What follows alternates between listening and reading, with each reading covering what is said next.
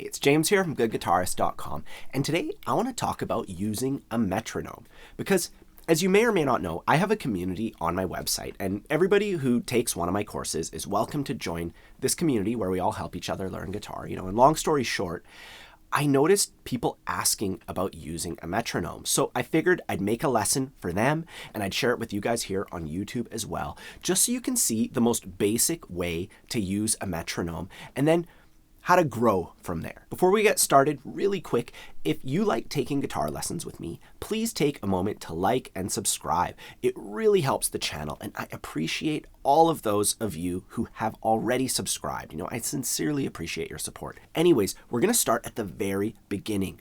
When we play music, we wanna play it with a steady rhythm. If you play music without a steady rhythm, it's like...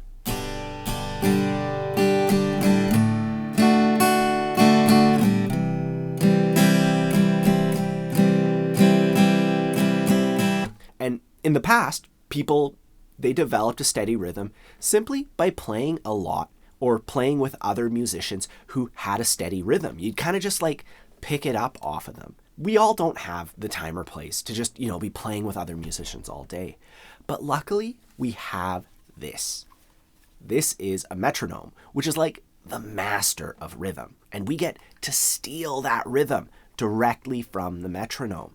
And it's not just going to happen by turning on your metronome. You obviously have to do some sort of exercises that are going to make that happen. And for all these exercises, I'm going to keep the guitar playing part really simple because it's not about what we're doing on guitar. Once you learn all this stuff, you can take it, you can do it with chords, you can do it with scales, whatever you want.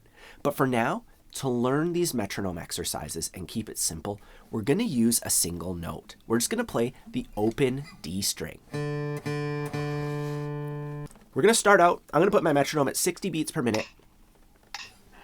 And we're just going to play downstrokes with our metronome. 1, 2, 3, 4. Over and over again as we do this. 3, 4. 1, 2, 3. And we're going to change it up. We're going to get a little more sparse. We're just going to pick on beat 1, 2, and 3. So 1, 2, 3, 4. 1, 2, 3, 4. We still count 1. We still count, 2. We still count all the numbers, but we're only playing on 1 and 3. And you can do this for any combination. I'll just leave this up for you to do later with a metronome by yourself. You just write out 1, 2, 3, 4 on a piece of paper and you underline the ones that you're going to pick. So you could underline 1 and 4. It goes 1, 2, 3, 4. And you could even fiddle with the tempo, with the speed of your metronome. You can make it go faster. You can make it go slower. I want you to keep in mind when you're going slow, you think that it's going to be easier. But when you go slow enough, it's actually harder because we really want to anticipate that click. So we tend to rush ahead of it. To be able to play at like 40 beats per minute is actually an advanced skill. Anyways, I have my metronome set at 60 for this whole lesson because that's like the second hand on a clock. It's just built into us. It's the regular time. And it's the easiest in my opinion. You can take from there, whichever way you want to go. We're going to start to subdivide our beat now. We're not going to bother counting to 4 anymore. We're just going to go down, up, down, up, down, up, down, up, down, up, down, up, down, up, down, up. So it's down with the click, and then we do an up stroke to kind of reset. Click, click, click. A down up for every click, basically. And if you're having trouble with that, we can take it a step back and count the rhythm first. So we turn off our metronome and we just focus on feeling it, going 1 and 2 and 3 and 4 and 1 and 2 and 3 and 4 and I want you to be good at counting it before we get too involved with the mechanics, with the downstrokes and the upstrokes. Either way, your goal is to feel pretty good just putting on your metronome and going and counting 1 and 2 and 3 and 4 and down, up, down, up, down, up, down, up. And when we're doing this, the metronome is clicking away, making the quarter notes, and that's the beat. And we just want to focus on that beat, Focus on being smooth and steady. And then you can kind of go up one notch at a time. So we're at 60. I'm just going to crank this thing up. 61. Doesn't even sound any faster. It's basically the same speed. You do the same thing. 1 and 2 and 3 and 4 and you just keep going up like that. You know, tomorrow you try 62 and maybe 63, and you could do it all in one session. You could do it over a matter of days. The whole point is you're going to climb in these slow increments where you barely notice it's getting any faster until you're at 120 beats per minute. 120 beats per minute. And obviously, that's super fast. We're not just trying that right away. We're starting at 60 and we're climbing up to that over a matter of weeks, months, however long it takes.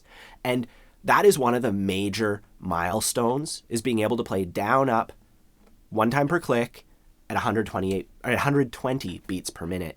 You know, you're going to be able to play pretty much most melodies like that.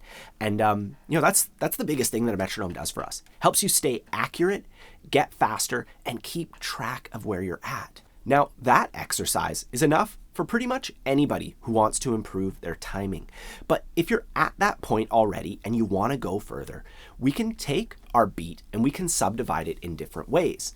Instead of dividing each beat into one and, we can take it a notch further and count one and which is subdividing it into 3 parts. You know, one and, that's 2 parts. Now we're doing it 3 parts. 1 and 2 and 3 and 4 and 1 and 2 and 3 and 4 and there's 2 ways that we can pick it.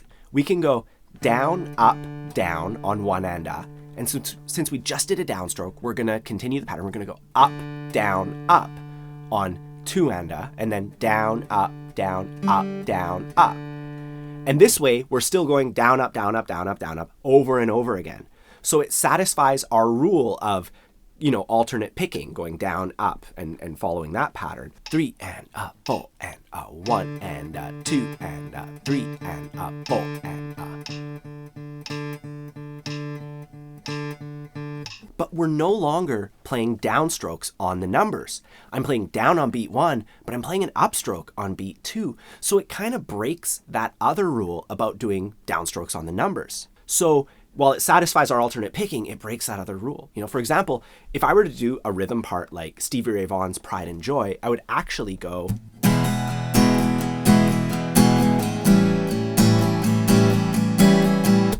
So there I'm going down, up, down, down, up, down. You know, I'm just playing down, up, down on every beat, which requires me to do 2 downstrokes in a row, and technically is a bit of a hurdle to get over, but it does satisfy the rhythmic feeling a bit better. So it's a compromise. You either satisfy the alternate picking or you satisfy the rhythmic feeling. And, you know, that second way is definitely the way you would do it if you're going to play the blues, just going down, up, down. Ultimately, you want to know how to do it both ways. And, you know, that's another great metronome exercise. It's going to unlock a ton of stuff, especially if you're into the blues, country, folk music. You could even incorporate chords into it, you know, just playing like.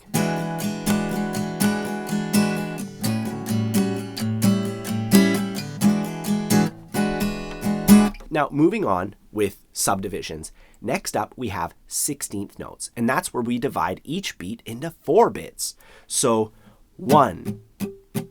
You know, I'm going down, up, down, up. That's 4 motions. We would count it 1 E and 2 E and 3 E and 4 E and 1, 2, 3, 4. And here it starts getting really fast. Even at 60 beats per minute, this can feel quite fast.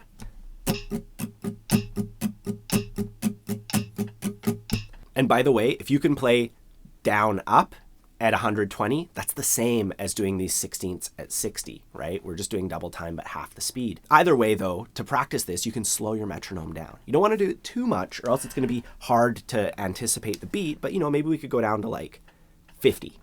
And then you count 1 E and 2 E and 3 E and 4 E and 1 E and you just kind of keep counting along until you start feel like you feel like you're getting it, you know?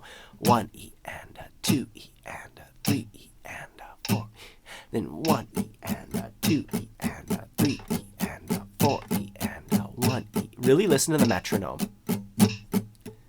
You know, you might speed up and you're like, oh, I'm ahead of it. Oh, you know, and you just recalibrate. 1 E and 2 E and 3 E and 4 E and counting out loud with it. And then you start again. 1 E and 2 E and 3 E and 4 E and 1 E and 2 E and 3 E and 4 E and. So that is my complete rundown on the various levels of metronome exercises that you can do on guitar.